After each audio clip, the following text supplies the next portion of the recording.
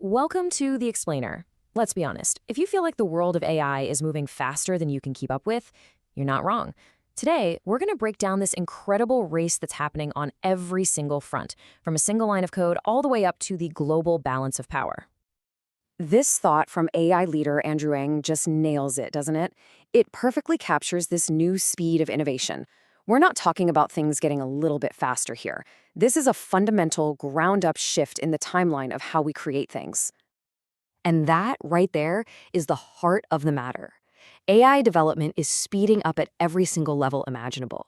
It's happening with individual coders, building an app in a single afternoon. And it's happening in this huge geopolitical struggle between superpowers for the very resources needed to power it all.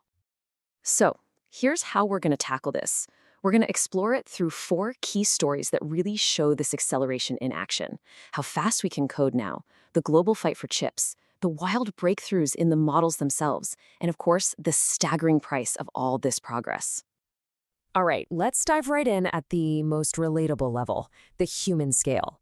We're talking about what individual developers can suddenly pull off. For a lot of us, this is where the AI revolution really hits home. I mean, picture this.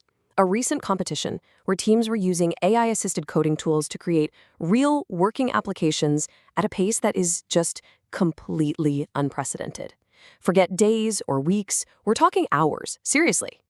That's how much time they had, 6.5 hours. In that time, they had to build 5 separate complex products completely from scratch.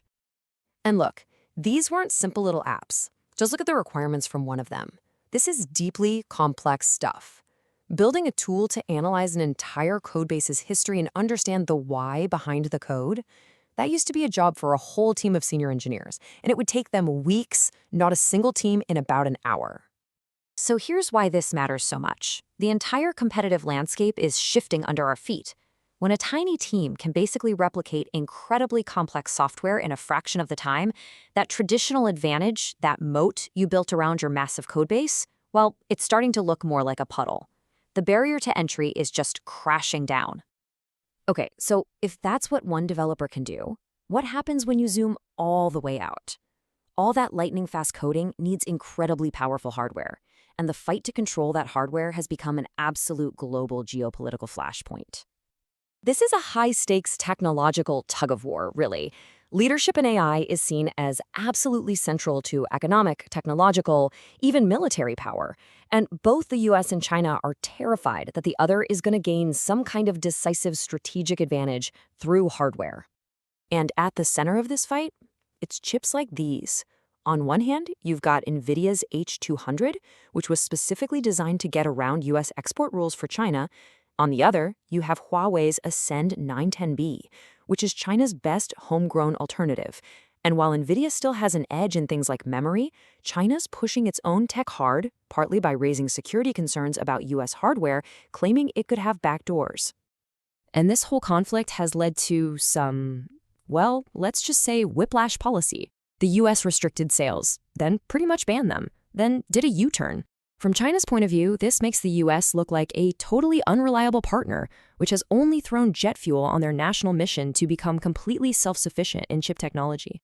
Okay, so while the governments are duking it out over hardware, the researchers are in a whole different kind of race.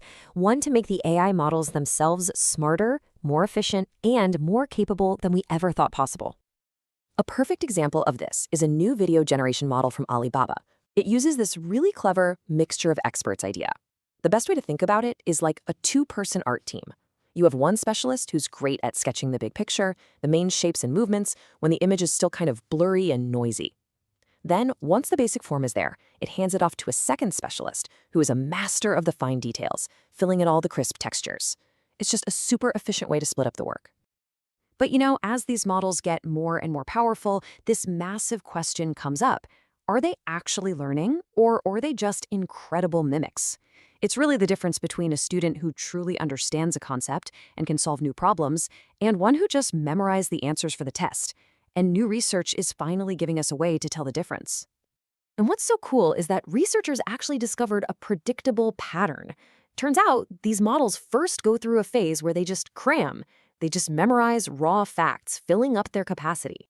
It's only after they hit that limit that they start connecting the dots and begin to truly generalize and learn the underlying patterns. This gives us a whole new way to think about how AI actually works. But here's the catch.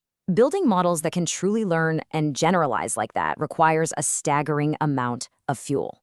All of this progress we've talked about, from the coding to the smarter AI, it all depends on an almost unbelievable amount of computational power and energy. You know, for the top AI labs, it's not enough anymore to just have the best ideas. You have to build infrastructure on a scale that's, well, it's just mind-boggling. You don't have to look any further than OpenAI. They're now partnering with Oracle for a gigantic expansion of their computing power. So what's the price for that kind of power? How about $30 billion? And get this, that's not the total cost. That's what they'll pay every single year just for the compute. And the price isn't just in dollars. That new capacity is going to suck down 4.5 gigawatts of electricity. To put that into perspective, that is a colossal amount of energy. We're talking about consumption on the scale of a major city. So the big takeaway here is that winning in AI isn't just about algorithms anymore. It's about being able to secure these almost unimaginable amounts of cash and power. And that creates a whole new web of global dependencies, not just on who makes the chips, but on who can provide the energy and who can write the checks. And that's how you get this incredible feedback loop. It all feeds into itself, right? Faster coding tools create this hunger for even more powerful AI models. Training those powerful models demands a jaw-dropping investment in hardware and energy. And the strategic need for that hardware turns into a high-stakes global race. Every single part of this AI ecosystem is pushing all the other parts to go faster and faster. So, from a single developer building an app in a few hours, all the way to a nation trying to secure its energy supply for data centers, the pace of this revolution is just undeniable, and it leaves you wondering, in a race that's accelerating on every single front, what in the world does the finish line even look like?